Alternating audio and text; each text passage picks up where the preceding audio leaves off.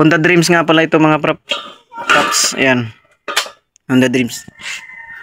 Yan, from Marikina dinala dito sa Narciso. Magulblayo, kinarga to sa sasakyan. Yan, kinarga to sa sasakyan, binaba dito. Ayan mga paps, nandito na naman tayo. Papahirapan na naman tayo ng motor na to. Ayan. Ito nga motor na to galing ng Marikina. So from 2000 ata hanggang ngayon. So babad siya sa ilog, ibig sabihin binaha, nababad ng ilang taon. So 15 years. Ngayon dinala dito sa Narciso, basahan dito sa shop, barangay dito. Sobrang layo, galing pa ng Marikina, dinala dito. Ayan. Ayan mga paps, so ito ay nakarwas ko na. So ito stock up. Yung drums cams stock up din. Transmission medyo malinis na. Binaklas natin lahat.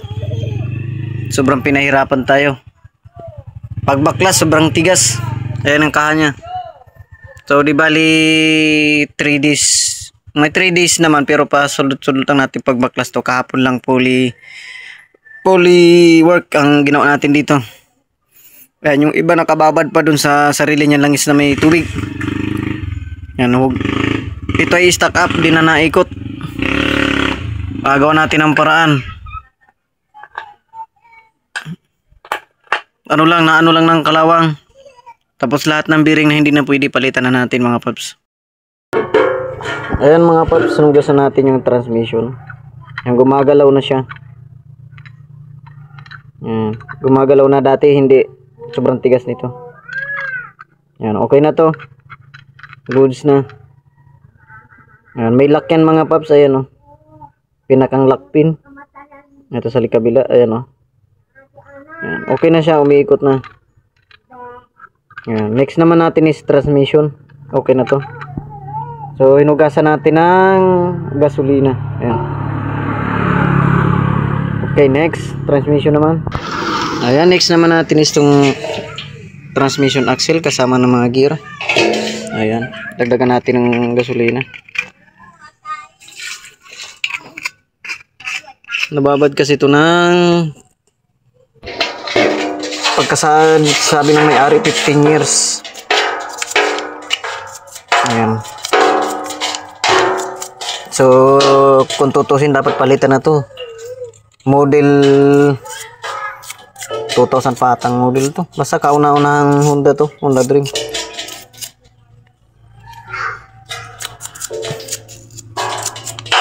Napakatagal na nito.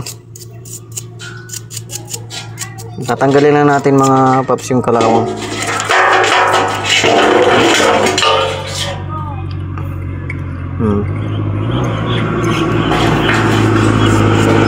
Pati bearing paps, mga palitan na.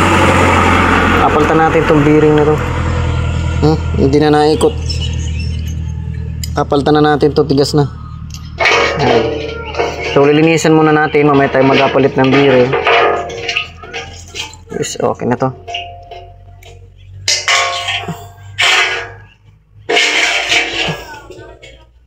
Next, ito namang isa. Ito naman ay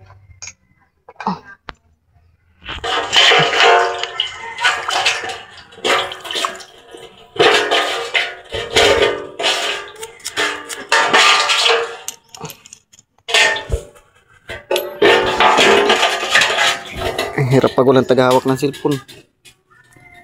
Nakaipit lang sa hita natin. Yan.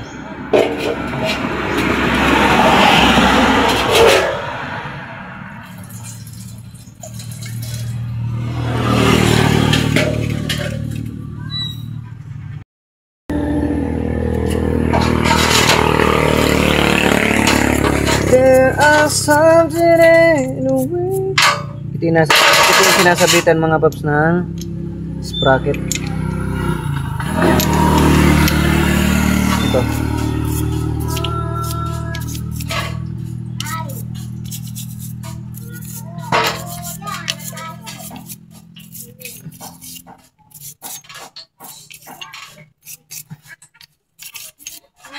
Babad natin ito mamaya sa bagong langis para gumandang.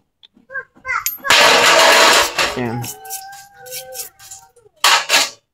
There's something in the way you look at me.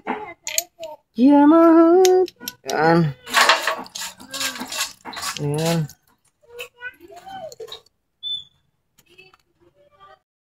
Continue. Nagpalit nga pala tayo ng mga bearing dun sa transmission. Ayan. Ito yung mga pinalitan natin. Tapos ito yung mga gilid ng bearing, cover. Ito bago kayo maglagay ng bearing sa loob ng crankshaft, crankcase, kailangan natin tanggalin yung cover kasi ito magkukos ng sira ng mga bearing sa loob. Yan. Ang pag may cover, pang outside lang ng ano, hindi siya nababasa ng langis. Pero pag nababasa ng langis, kailangan natin mga paps tanggalin mismo talaga yan. Tulad dito mga paps, yan. Mga bagong bearing na yan. Tatanggalin natin yung cover. Yan. Yan lang mga paps.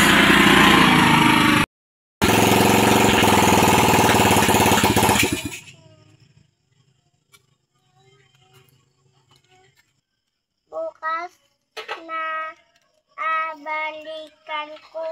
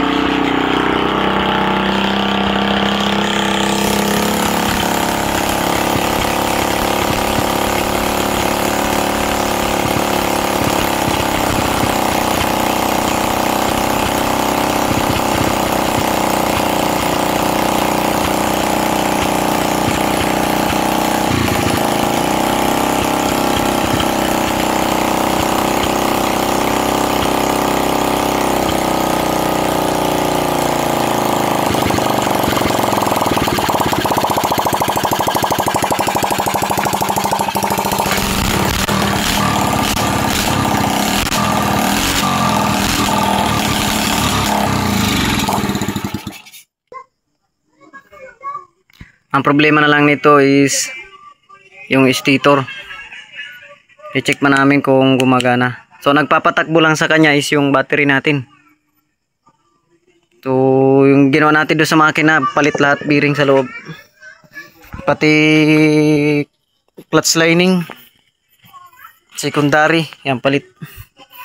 Ito na lang i-check natin. Itong yellow, white kung may power. Goods na. Ilang stock to? Taon? 15 years o 10 years? 10 years na stock from Marikina. Ayan mga paps, sa tagal nating ginawa, binaak natin ng gansigunyal, palit bearing, pati yung kanyang yan, throttle, palit yan lahat. Yan. Yan, mga bago na yan. Pati cable, pati carburetor, bago din. Yan, yung CDI niya, stock pa din. Pati yung kanyang regulator. So next naman ay wiring, bago natin. Ang usap namin ito may-ari ay paandarin lang. So goods na, umaandar na. So condition na lang bukas yung charging. Okay. Yan mga paps, Honda Dream, 10 years stock galing sa baha. So palit lang ng bearing lahat. Goods na mga paps. At kung bago ka pa lang channel ko, huwag kalimutan mag-subscribe at pindutin ang notification bell para lagi ka pong update sa mga popost ko, mga video tulad nito. Yan, thank you mga paps and God bless you.